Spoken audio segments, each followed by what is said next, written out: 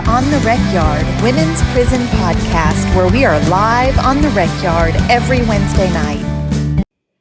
Hey, everybody. It is Wednesday night, 7 p.m. Central Time. We are live on the Recyard Women's Prison Podcast. I'm Marci Marie. I'm Toonchi.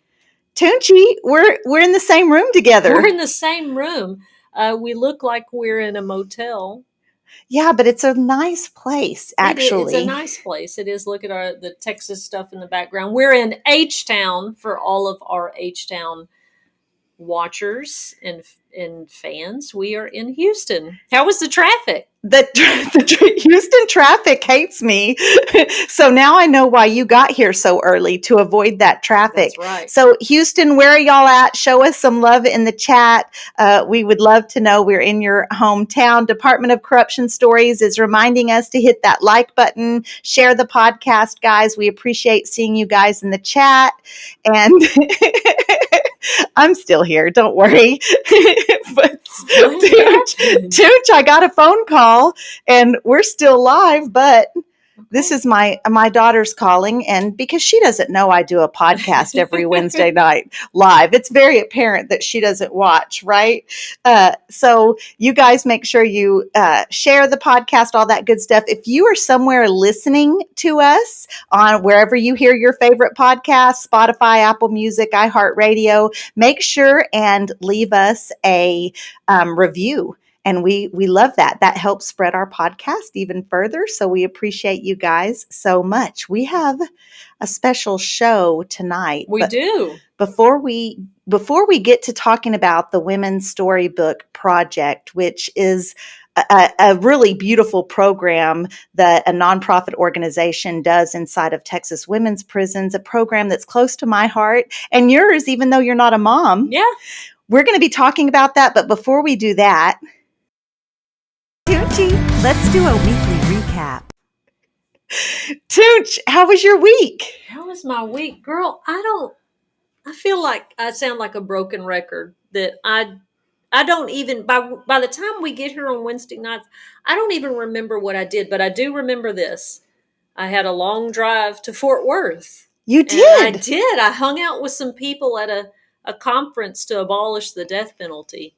They were pretty cool. I mean, there was one chick that was kind of like, I don't know. At the conference? Yeah. There was an I don't know chick at the conference? I don't know if I really. Was it me? Like her. I mean, I don't want to have to tell. I'm just kidding. No, we had a great time together. There was a group of us there with Linus, and I was sharing my work at the Texas After Violence Project. It was fun. I love being with y'all. I love being with my friends and doing advocacy stuff. So it's always fun to be with a group of a bunch of ex-cons in a formal setting where we're the only ones with that experience. Yeah, we were put at a table by ourselves. It felt like it was just us. I don't think it was like intentional exclusion, but it was all of the people that had done time and one little student. She got an education on how to pass contraband and how we pack. So she seemed very intrigued. She's prepared if she ever has to smuggle something across campus. Yeah. We schooled her. It was pretty great. That was my highlight, really. It was mine too, right? We were together, and just everything's good with the kiddos at home, and that's been my life. I want to jump right into the show.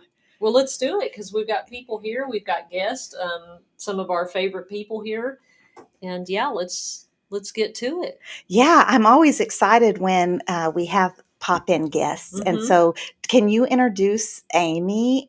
And we have a special treat because Amy's daughter. So let's get Amy on. Yeah. You want to do it that way?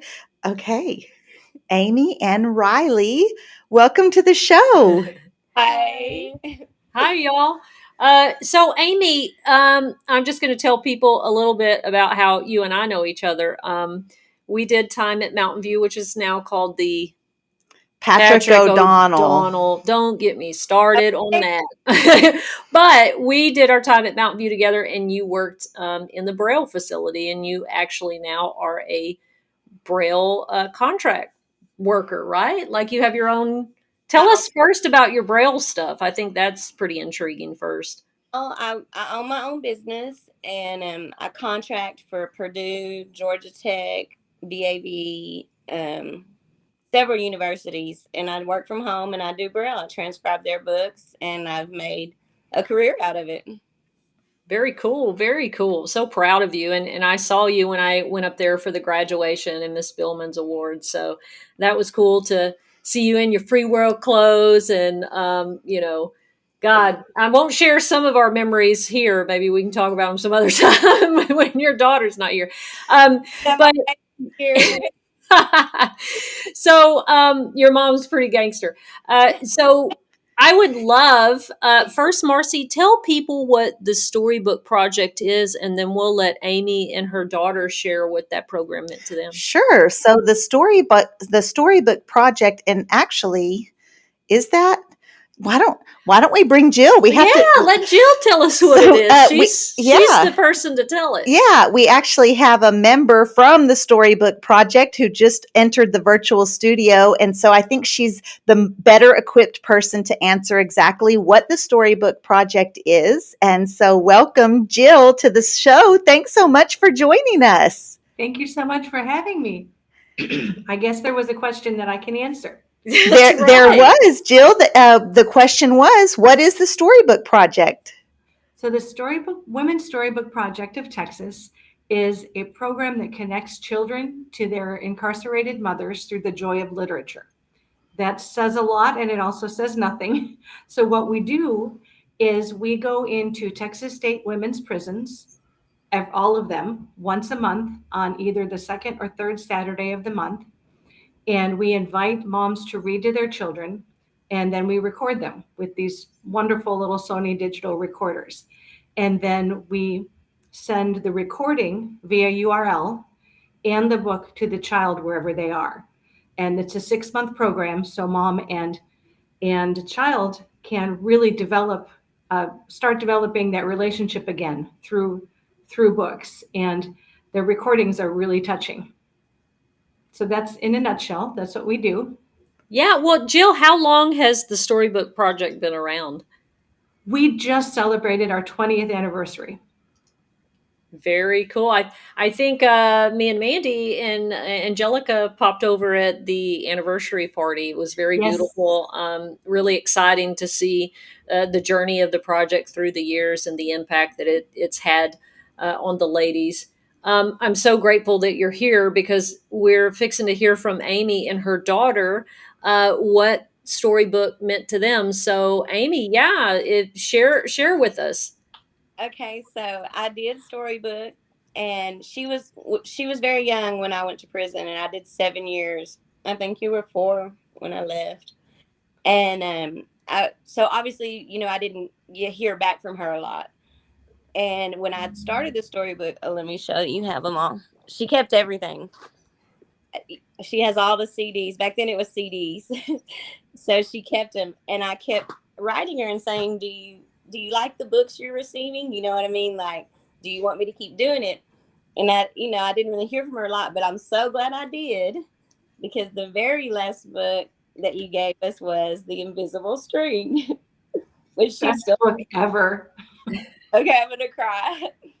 So once I sent it to her, at that point, she was a little older, and all of our letters after that, she read this book, started with, "Can you feel my string pulling?"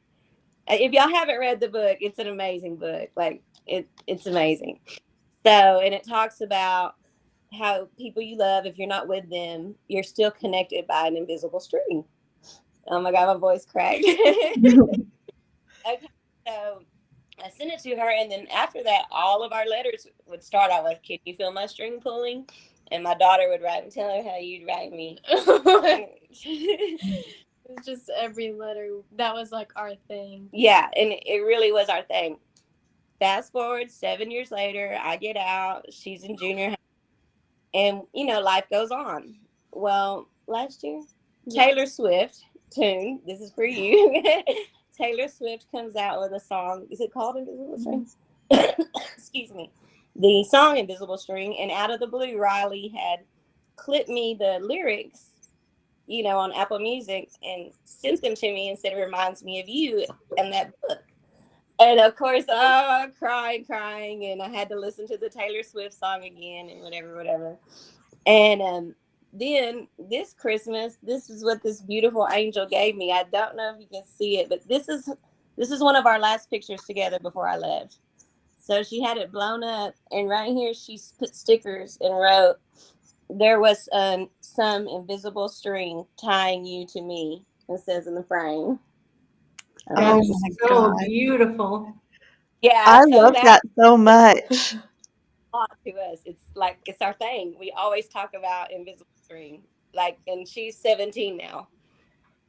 So sorry. Yeah, she's Jill, 17.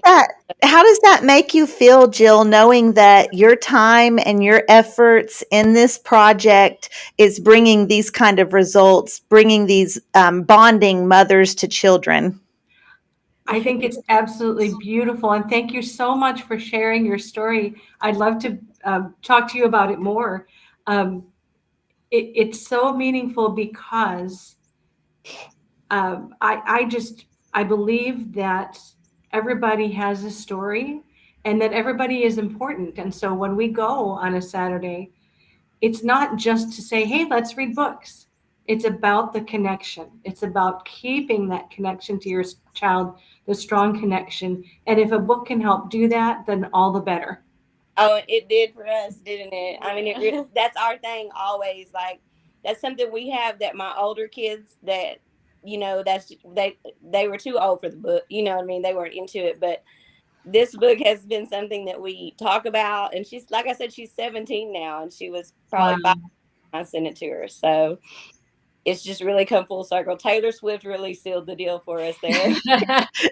Well, she works her magic, honey, across the world with everybody. So, but I mean, yeah, and thank you for sharing that with us. And it here lately, it doesn't take much for me to start crying, just because my heart is just so open to all of our experiences and how they've affected all of us, right? Like Marci had mentioned earlier, I'm not a mom, but I remember seeing the impact of the program just working in the library, and how excited we all were to put the books out for the kids, and I appreciate y'all's vulnerability and being able to come and tell our audience what that program meant to you, because without support, like, programs like this disappear. So to be able to show impact, the real impact of a program, is super important. Absolutely.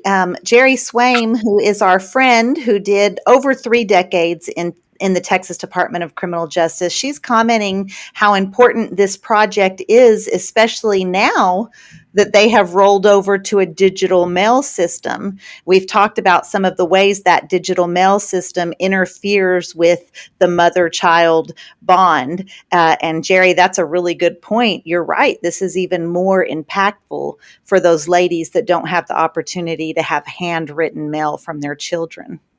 And not only that, the voice, like, she had me read this book aloud to her just the other day. We laid on this bed and I read it to her. You know what I mean? So it's hearing in your mom's voice, that's so special. Yeah. Oh God, y'all. Oh man. Yeah, everybody's got little tears in their in our eyes for sure. I also participated in the Storybook project in the beginning of my sentence. It was about 2012, and I had 2 daughters that were 1 and 2 at the time, but I had a 12-year-old daughter, and I remember kind of being hesitant, like, she's middle school and she talks to me like a little pre-teenager, and I don't want her to think this is lame, but you know what? I'm going to do it. And when I talked to her about what we were here in town for, because the reason Toonchi and I are together in a hotel room is because we're going to a Storybook project fundraising luncheon tomorrow. Yeah. And we're going to get to share a little bit of our experiences. So we're really excited about that. But when I told my daughter that was the plan, she said, "Mom, you just have no idea what that book meant to me and how many times I replayed that tape over and over. So she said, it was you talking to me.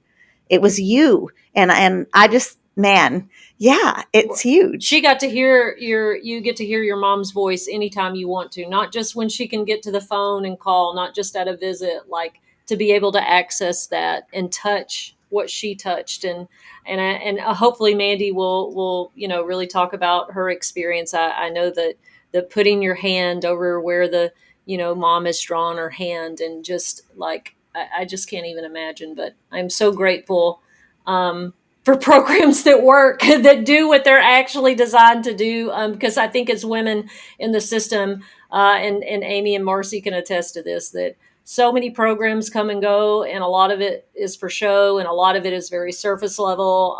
And to find one that has a deeper impact is just really special. And as someone that tries to do things for incarcerated population, when we see our works come to fruition, and that's what Carrie's pointing out, as soon as Amy showed the CDs, she saw how Jill swelled up with pride. Mm-hmm. Carrie said she was done. Tears, everything. And that's what it's all about, right? We're doing meaningful work for the ladies inside of prison that carries on to their lives. Look how this is carried into Amy and Riley's life outside of incarceration. I just love that so much. Yeah. Well, I love that Amy and Riley are sharing with us and sharing that it's still important. It still makes a difference because mom made that effort and the invisible string is real. Mm-hmm. Mm-hmm. Well, I can tell you also, since I have gotten home and my family, like my aunts and that, know the story of this book. My aunt, she has a family issue, I guess, whatever, I don't know. But she asked me if I would order this book for her grandchild. Mm-hmm. And so I went and ordered it because she wanted to, do the invisible string with her as well, because she's not around anymore. She's with her mom now. So, yeah. But, she knows this story, and she also wanted to give her the same book. So I love that. It just trickles down. But yeah, it's a positive ripple effect, especially as mothers that go through incarceration. Well, everybody, our ripple effect in a negative way, the reach is so far. And I just love that this project is kind of changing that, right? It's you are offering a positive ripple effect that has not only affected mother and daughter, but also family as a whole and people that they're around and the energy that they're getting, that positive energy. We don't know if Riley went to school one day and said, and her friend was having a bad day because mom was somewhere, that it just goes on and on and on, the positive influence. So we surely appreciate that. Yeah. It helps to open that line of communication. You know what I mean? When she was so little, it was hard for me to.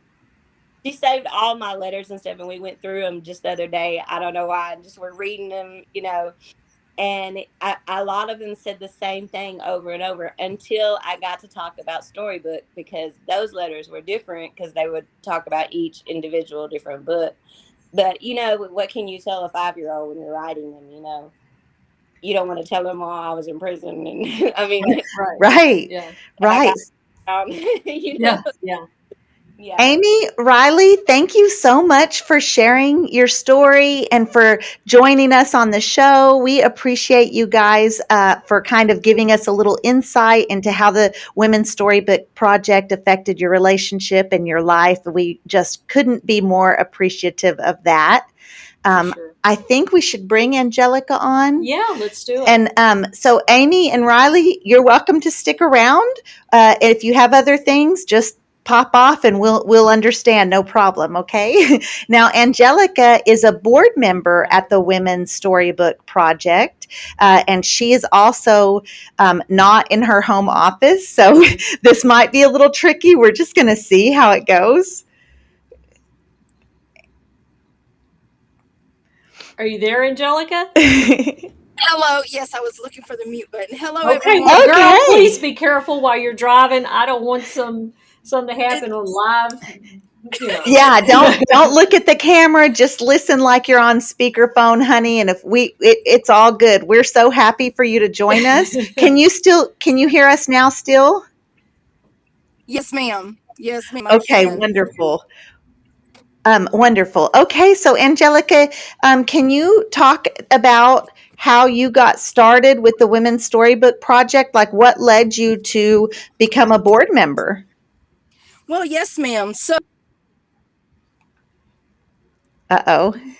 And she freezes right when she Yeah, talks. yeah. Well, if she comes back, we'll give her a moment to see if her connection comes back. We have a question from Department of can you hear Corruption me? Stories. Yes, Angelica, are you okay Can you now? hear me? Okay. Yes, if you leave your camera Yes, off, I'm it might thinking maybe be. yeah, if I leave my camera off, then maybe. I hope so. I hope so. We've done this a few times. I do want to answer this question from our chat really quickly, asking if there's a similar program for incarcerated fathers, and there's not that I know of. Is there anything that you know of, Jill? There's not. We've done a survey. We've had some great interns do a survey across the states, and there are programs for dads in the United States, but there is not one currently in Texas. Thank you for that, Jill. And wouldn't that be great Can you guys hear me also? yet? Yes, Yes. you're in, Angelica. You're in. Yeah, I Yes, do apologize. that's okay. That's okay. So, Okay. Angelica, just talk about your relationship with Storybook Project. Yes, ma'am. So for me, I was, the bad actor, and I had to go back and visit TDCJ a couple of times. And one of the first times that I was there, my first son was very young, and had to be sent off with his father. So I got very minimum conversation with them. And when I learned about the Women's Storybook Project and being able to read to him, it was everything at the time because I had lost trust for all my family. So I was, doing time on my own. So being able just to mail those books directly without, having to go through anyone, it made it really possible for him to receive those. And with him being so young, it really made a difference in him. And I didn't find out the difference until I actually came home this last time I came home in 2016, and our relationship started, you know, getting back on track, and we started trusting each other. And he was telling me one day, he says, Mom, I still got those tapes that you sent me. And back when I was doing Storybook Project, it was on the cassette tapes. And he was like, he's an adult at this time. And he's like, when I was away at college and I was stressing and I was in my feelings, I would always pull out your tapes and I would just listen. And it would give me comfort, and I would know that, no matter what, I could get through whatever I was going through. And that comment alone, it made me feel like, I did something right through all those years, you Yeah. know? And it's just remarkable how just through the tapes and hearing Mom's voice, it brings that comfort to the child, while, they're going through so much terror and torture for them, um and it's just, and he still has those tapes. He says, Mom, they're in storage now, you're home, so I really don't need them much anymore because I can pick up the phone and I can call you. So it's amazing. So that's how I got into Storybook. And when I came home this time, I was just looking to stay connected to everything. And I got in touch with Jill, and I was like, I want to volunteer. What can I do?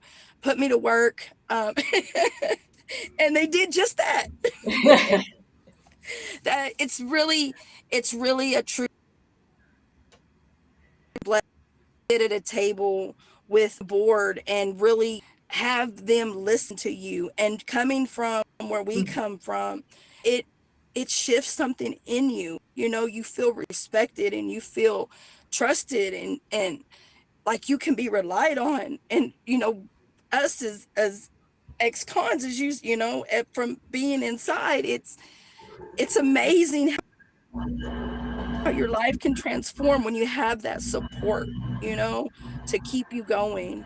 So yeah, Storybook has been amazing. It has been a true pleasure and honor to sit on the board and just to share with the world of what literacy can do, just a small thing of reading a book, how it can change lives.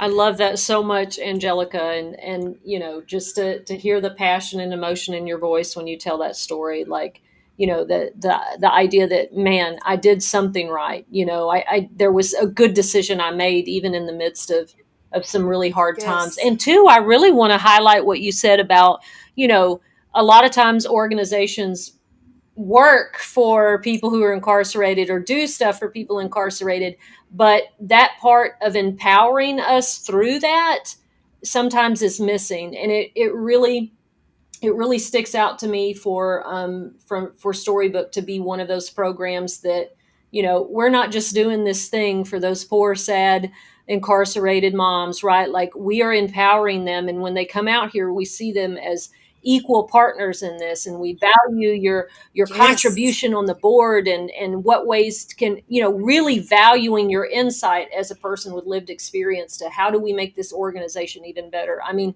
what a gift that is, that speaks to just the power of Storybook. And I really appreciate it. I mean, Toonchi and Marci, these people like want to hear what I have to say. Like, really? Yes. Like, it's a true honor, for real. Yes, it's a true honor. It's a blessing. And I'm in it for life, we never grow out of reading. I still read the book that they were talking about, String. My youngest is barely 11. And when I did the book and I brought it home, and like she says, we just keep reading. It's one of the nighttime storybooks that we put into play through, and it just keeps going from generation to generation. And I'm looking forward to being able to have this program, as long as the prisons are open until we shut them down. That's Yes, right. that's Amen. right. Until there is no prisons, until there are no prisons. Thank you for that. Yes, that's My what we're my looking for. mother, Mama Sean, is watching. Yeah. My mom is here, and I'm quite certain that she is teared up if I know one thing about my mom. So hi, Mom. And the chat is just loving hearing these stories. Jerry also says that her youngest is a grandmother and still has the cassette tapes from the Women's Storybook Project that Jerry recorded for her. So that's really incredible. Carrie's just talking about how beautiful these stories are. Randolph is talking about it. But I did have a question that I wanted. Maybe Jill and Angelica might have some insight. So, Department of Corruption Stories, he's in another state. And so he's looking like, how can maybe this be started in another state? Is any tips for him on how to get something like this going? Absolutely. There are so many ways to go about it. And one of the tricky things, because we've talked about even making a manual for starting a storybook program, and we're thinking about it. It could be in the works. One of the things you need to do is find out where you would want to work, which state prison you would want to work in, and what are their policies. And it helps so much to have a friend who is a warden or on staff or a social worker. When Judith started this program, she didn't know anybody at TDCJ. She just said, okay, I found a social worker. We designed a program. Let's go find a warden who will listen. And they did. And so they had one warden who listened and started really small from there, and then built trust and went on. But I'd be happy to talk to you and help you know what it is that we do, because there is a pattern or program, but it's not a difficult thing. Thank you for that, Jill. And if you don't mind, I'll connect you via email if that's okay. Okay, wonderful. So we'll do that later. We have another mom here who Yeah. is our very good friend, someone that's really close to Toonchi. They did time together, and she has become my sister since then, a sister in Lioness and formerly incarcerated women, and advocating and on the mission to just like they're saying in the chat here, shut them prisons down. We're on the way for that, right? But please welcome our co-regional director for the Central Texas area for Linus Justice Impacted Women's Alliance. The enter plug here. That was the plug. Welcome, Mandy. Hi, Mandy. Hey guys, how's it going? That's Real, my friend right This is there. emotional. Right yes. here. I was like, oh my God, I thought I was gonna get emotional, and I was like, oh, it's not even on there yet. Yeah, But yes, yeah. Tune, I have it. I pulled out all the books because something that I think is so beautiful, and they mentioned it, was when it goes to digital mail. Like, not only is this a personal letter from me, but I touched it and it has my hand. And I even put that in there, like, put your hand in mine so you can feel my love power. And this was the Frozen book. And something that I really appreciated about Storybook is I never got to watch Frozen, but I got to get a piece of it because of the books that they allowed us to have to bond with our kids. And that's something that it was almost humanizing in a way that connected us that people don't even think about. And that program did, and it just touched my heart so much. Yeah, well, I love that you are so vulnerable with that, and you're able to share the actual book. That, and I remember Mandy did a beautiful interview with CBS National News, and the unit was so excited. I was in the library when that was happening. I was dressed in my best whites because I was so proud of the program. And like I said, I worked in the library, so it was my job to always put the books out and, watch the moms come in and pick the books. And Mandy, what a beautiful interview. That was the heart of an advocate and a mom. And the way you answered some of those questions was just absolutely beautiful. But I specifically remember the part where you say, "Put your hand and you can feel my love power." And the way your daughter, oh my God, the way she sighed with like this joy it gets me every time I see it. And I think that's what we're talking about tonight. Like the true ways to keep that until we can close these prisons and find other ways to help women and in all the ways that we need. What a beautiful way that was to maintain a connection. Yeah, and my daughter, the one you saw in that video, she was 4 at the time of the interview, but she was 18 months when I left. And I think that's something that society as a whole they don't always take into account when they think about incarceration and mass incarceration, the numerous families and children that are affected. Like, it's also for the foster system and permanent placement that they have. And Storybook actually looks at the individual, that like the incarcerated mother, as a human, and not even looks at necessarily us, but looks at that child. And a lot of people misplace that point of view, is that it's not just about our punishment or our crime, it's about the people that are affected. And that child is going through trauma, that child is going through separation, that child has to be grown and ready for the world. And they need that through mother's love and through the mother's bond. And this is the only program that's offered, that I experienced, that helps with that. And I mean, I feel like we've witnessed that with Amy's story, we witnessed that with Angelica's story. I mean, I could only imagine what my incarceration would have been without the storybook and without my mom, and without seeing my kids. Honey, I would have maxed out.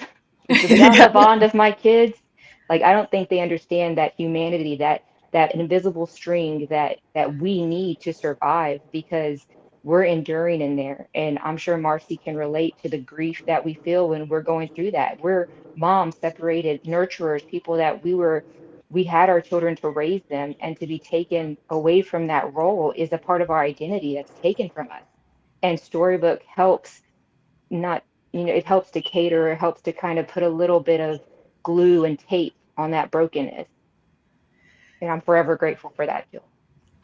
I love how you touched on when you said you would have maxed out. I mean, and I think that speaks to the ways that the Women's Storybook Projects positively influences the prison environment, because the ladies that are getting to actively participate in this project, they are less likely to act out. When we're going through all of those huge emotions of being away from our kids, it's really easy to explode. But when we kind of have an outlet where and through this project, that's an outlet for some of that energy to go. I think it's just healthier for the prisons as a whole. Yeah. Well, and Mandy describes it, and she described it in another interview really, really well. And she just mentioned it here, is that it is grieving, right? Like it is grief. And again, I'm not a mother, so I don't, but I was once a child. And I've got my own trauma and separation things and anxiety that I deal with. And so a little part of me can imagine what that feels like. And so to be a mother, how much more escalated that is. And what a great way, unfortunately, to have to describe it, right? Is it is grief. It is So, grieving. and it's not just grief for us, though. I think that's the only part that storybooks grasp is it's our kids are grieving our present. Right. And that voice, like how many people are like how many people have passed and you just think, I wish I could just hear their voice. How many Mm-hmm. people have you missed? And I was like, oh, I just wish, let me just call them and I can listen to their voice. Like that concept is so powerful. And Storybook is I'm telling you the only program that understands the importance of family and unity and healing, because that helps heal relationships, build bonds. Because some women don't even have visitation, they don't have access to their kids, but their caregiver will accept a book, and maybe one day when they grow up they find those cassettes. Like it's a gap, it's a bridge that people don't think about, and Storybook did. And I just think it's beautiful. Yeah, and in addition to that, families that just couldn't financially support getting to visitation, can't financially support those phone calls, Hmm. and setting up the phone. I have so many people that can't that want to get the phone set up, but They they're don't know how. they don't know how. They can't figure it out, and so this is a way to connect. Yeah, Yeah. for sure. And the system doesn't think about that, and Right. society doesn't think about that, because those kids are being traumatized without that bond. And this program is one of the few, again, I'm going to keep emphasizing that, is that this is one of the few programs that thinks about society as a whole within the system, because society benefits inside and outside from this program. Yeah. Yeah, Mandy, I think you're right. And I think that was reflected in that CBS interview where, I the journalist asked a really, really bizarre, um, really to me terrible question, and you answered it just like that, right? Like in her question kind of was the reflection of society's view on mothers and incarcerated people as a whole, is that how why do you deserve to participate in anything positive or good? And you were like, excuse, like the answer that you gave was spot on, right? Like, because at the end of the day that we're still people, we're still moms, we're still daughters, and the children are not at fault. And so I think that societies, I think that there are not more programs like Storybook, because that is the way society thinks and feels. And it takes moments like this. It takes everybody, being brave and vulnerable and sharing, the things that mattered and what they went through to change that. Yeah, and just to touch on that, to put into context, like my response was like, because she said talked about my decision and how Hmm. I should have lost my rights as a mom, Yeah. and my response was like, yes, I made a decision, but now it's not about the decision, it's about the circumstances. And in life, that's how it works. Everyone makes decisions, everyone has failures or shortcomings, and then you have to adapt and adjust to the circumstances. And children are the ones that pay. And again, Storybook is the one that recognizes that the circumstance is that those kids need a bond with their mom. Yeah, for sure. For I sure. want to add something briefly. because it doesn't often get said to you, or to the women who we're serving and the children, how many volunteers' lives you ladies have touched and how you have changed the narrative around system impacted women in Texas. And we need to harness the power of that too. But the drives home from volunteering at Storybook, we hear the most amazing stories and the most hopeful stories. And so many times we hear volunteers say, they're just like me. She's just a mom like me. Yeah. And that always gets me because it's so true. And it's changing the way people perceive incarcerated, system impacted women. Um, and to be such a to allow yourselves to be so vulnerable on a Storybook day is a gift to everyone involved, because it's hard. You know, there's days that it's hard to read and it's hard to get through the story, and the volunteers know that and they're right with you. So thank you so much for that gift, because it's changing perceptions, it's changing the way incarceration is seen, and you've got a lot of allies. That's amazing. Thank you for sharing that, Jill, Jill. now you're not going to make me cry too. Now, Yeah. I'm going to stop tonight. Yeah, we're both over here. I want to say that your team of volunteers are absolutely amazing, and they have an understanding that sometimes the moms are coming from who knows what has happened. Someone got sprayed right next to them. They've witnessed fights. They've witnessed harassment from staff. They've been talked down on, and you and I briefly talked just a little bit about some of the ways that staff, and even it became the culture in there that it wasn't just staff. Sometimes it was us doing it to each other, like saying comments like, you didn't care about your kids in the world, and just ways that they beat us down in there, and diminish our role as a mother. And the way that your volunteers just lift us up and bring us back to that point where I know I'm still mom. I'm here. I'm away. I'm not getting to tuck you in at night, but I'm still your mom, and my heart is still your heart. We're still together. And what I want to mention, and Mandy can talk a little bit about that because she has the hand story, right? Mhm. But it's not just reading the book. You get to talk to your kid. You get to say, hey, it's mom.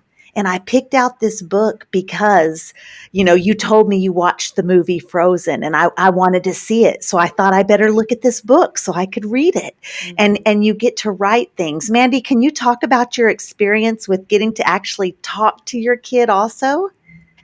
Something that I love, and again, I'm going to open the book just because, but where you see the hand is you actually get to write a note. And this note at the end of the book, when you're done reading, they let you read the note out loud. And so, like for my daughter, I'm like, my sunshine, I love you so much, I miss you, and I tell her how I feel, and I just give her like hopeful messages. And let me just read it, okay? Yes, So Yeah, please. do it. this is about Frozen, and if you've ever watched the movie, it's about sister love and the power of love. And so I would read it to her, and of course you're going to read it in your mommy voice. So I'm like, my beautiful sunshine, I love you so much, and I miss you always. I hope you enjoy your book, baby. You are my princess, and our love has power too, just like Elsa and Anna's love. So stay strong and be a good girl. I'm so proud of you. Love, mommy. And then that's when I said, XOXO, put your hand in mine to feel my love power, because it had to do with the power of love, which was part of the book. And and that's something that I thought was always really cool too, is that when we did do those little experts, is we could make sure, like after they've read the book, so that we could relate to the book in our love or in our message, we could explain it to them. Like my daughter was 18 months when I left. She was 4 when she got this, but as she read, the littler books, touch your toes, touch your nose, I love you, as you grow, like you can say it to her in a way that you're sitting there reading to her at night. And I'll forever be grateful for that. Yes, it adds such a personal experience to it. It's not just mom's voice. It's a sit down. It's time with mom. And I remember the volunteer encouraging me, like, as you turn the page, if you see something, point it out. You can talk about it. And I remember reading the book and saying, oh, look at the blue, and just like they're reading, they're turning the page with you. It's really an incredible experience. I also want to say, you guys, Toonchi's bawling. Oh, Toonchi's God. out of control. You guys can't see because she's got this Kansas City Chief hat on. She's out of there. But I want to say, a lot of you know that we have the kiddos. I have my nephews and my wife's nephews, and mom is trying to get healthy. Mom loves her kids. Like a lot of us, mom has made some decisions that have taken her to a place she can't be with her kids. She's not incarcerated, but the heartstrings book, the strings, they need that. Yeah. My nephews need that with mom, and and she could even record. Right, We could have a women's storybook project right at my house, Yeah, right in Weatherford, Texas. We could just do it for mom and my nephews, and I think that they would love that. So you've inspired me for that, Jill, and Mandy and Angelica, Amy, Toonchi, even you. So yeah, amazing. Thank you so much. And here's my mama, she's bawling too, and she already my mama loves her some Mandy. She always wants to know Mandy's going to be there. Oh, I love her too. Yeah. Well, and it's because, like, I love all of my friends and the women that are behind those gates. And I've talked a lot before about, sometimes I don't understand something. I don't understand an experience, but I'm more and more open, I guess, to really understanding how that impacted you uniquely. And because I love you, and that makes me connect to you and your kids and the experience. And I just sometimes get really overwhelmed with, stepping into that sometimes is really hard. But it's, yes. And just to add a little something, because I'm glad you brought up Mama Sean, because something that just we also isn't talked about enough is like the grandparents and the burden of the caretakers of the Yeah. ones that have the children. Like they get to see the kids in the grief. They get to see the kids in the pain or in the where they want their mama and they can't give their mama to them and their hands are tied. And this even gives them a little reprieve where they can, have or I think that's but you know what I mean, to where they can give them a little piece of their mom in the moment. Mm-hmm. And I know my mom would talk about that a lot. That's why she actually was very adamant about when she did my daughter was at my mom's house when they did the interview at CBS. My mom was very supportive of this project, of this program. She made sure my kids got the books and they were with their dad. So when they would come to grandma's house, that's where they would read the books because that was very important to her, is to maintain that bond with me. So it's just Yeah. more. Yeah, that's wonderful. That's really wonderful. This was great, Yeah. y'all. Like, this was really, I know our podcast is the gamut here. We'll be talking about advocacy. We'll talk about moms. We'll talk about strip searches and twerking in the day room. But I really love when we're able to have moments like this, and I appreciate everybody's sharing and vulnerability. I do, because we've got about 10 more minutes, I would love if Jill can tell us and tell our listeners, what are other ways that we can support? Donations? What do you need? What does Storybook need? So thank you for asking, and I'm sorry for wearing my whites. I heard saw someone comment on those, and I'm like, well, I don't ever get to wear white, so yes, special for me. I didn't think about it.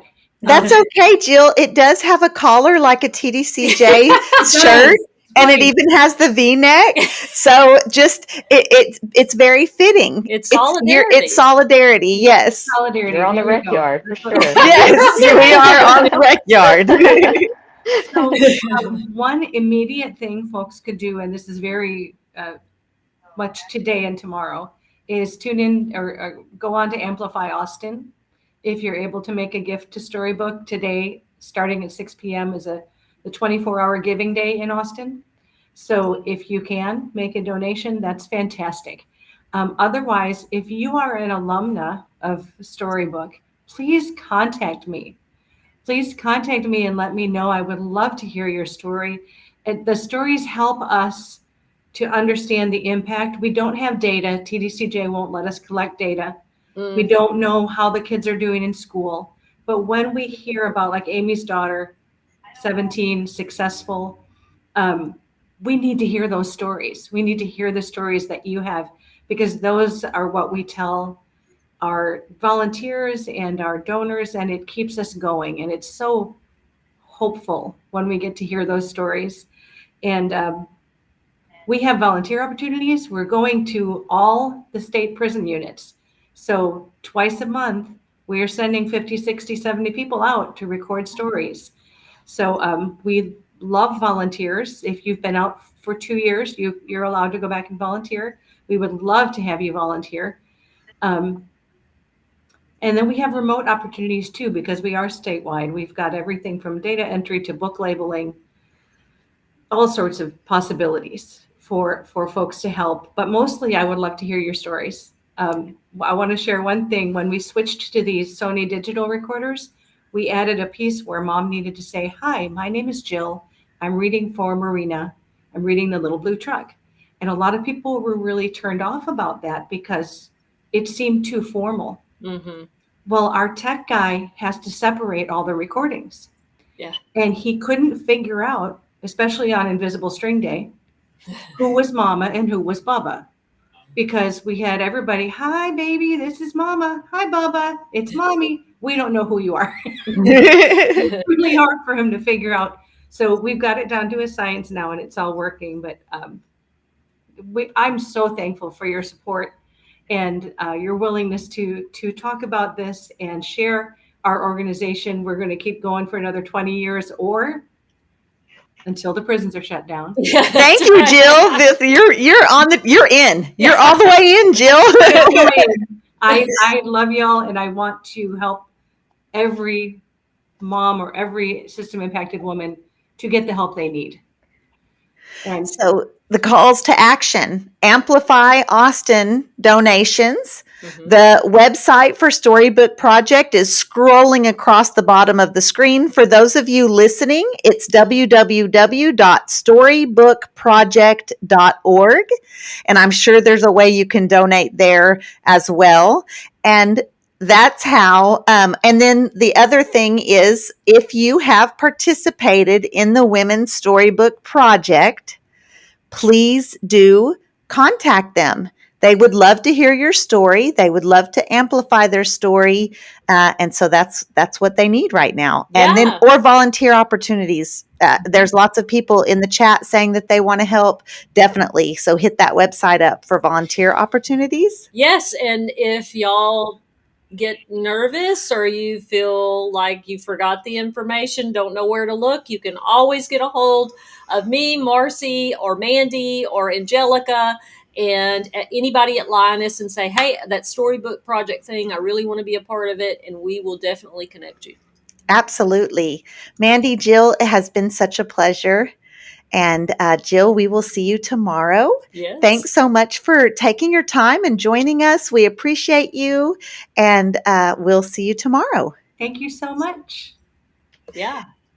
Mandy, thank you. It's always awesome to see you on the rec yard. Yeah, I love when we have rec together, girl. Yeah, we appreciate you so much, and we will see you soon. Alrighty, girls. Love y'all. Bye. What a great show. Yeah. Oh my gosh. And so, yeah, I'm glad you don't wear mascara, girl, because it'd be down to your lips. Like, what happened? Yeah. I don't know if I've seen you I've seen you tear up, but I haven't seen tears fall. Oh, girl. This is the first time I've seen tears. You're the handsome, suave. Tough. Yeah. Yeah. Things don't bother me. Things bother me a lot. Yes. But I don't know. I just love all of y'all so much. And, I remember the experiences and how important they were and recognizing it in the moment, but like to to really see y'all in these new ways that even I don't understand. It hits me differently. Little tender heart Toonchi. And two, I love the connection with Taylor Swift. I mean, what That's a when joy. the tears started. The tears started when she brought up Taylor Swift. You were just fine before then. And then that connection. Well, I knew what was coming because Amy had told me that story. And I was like, oh my goodness, like, God, like, and I mean that. Like, a lot of times programs are offered to us and people do a lot of surface level work and measurable outcomes. How is the impact? And how do you show that impact? What does that look like? And this is what it looks like. Even when TDCJ won't let you collect data, Jill, and let's talk about that someday, because what an impactful program. Yeah. Right? Like, well, I think that we have seen so many organizations get fail sponsored, right. get grant money, Yeah. get state funded, get TDCJ funded, Yeah. and not be anywhere close to impactful like this. Nowhere not even on the same. I mean, I can't even say the same ladder.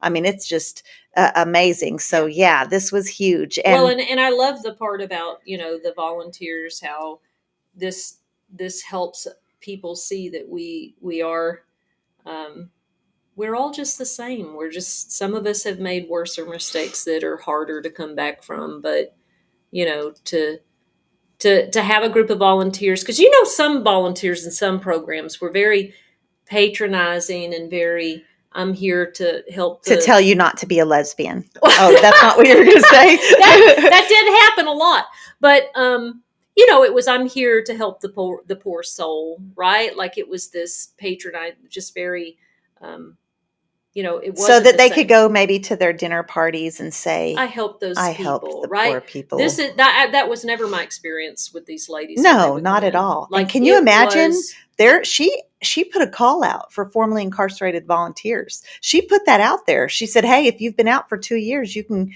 apply to volunteer. They'll do it. And get back in. So if you are interested in becoming a part of our organization, I put that on the screen as well. We are a part of Lioness Justice Impacted Women's Alliance. For those of you listening, www.lionessjiwa.org, not .com. Why did you never catch that? That's the same graphic that I've had for the whole time we've had this podcast, and the nerve of you to never catch that it was an error. Marci, you know what? You fail me in so many ways, Toonch. What in the world? How embarrassing for me. And then you let me say it? Wait a minute. This is why I developed a mental health disorder, because something was your fault and it became mine. Okay. Well, I apologize for that. Guys, thank you for hitting that like button, hitting those hearts. Thank you so much for the chat. I love you all so much. I appreciate you. Big shout out to Department of Corruption Stories for always staying hugely involved and keeping up with our chat and reminding me to tell people, share the live.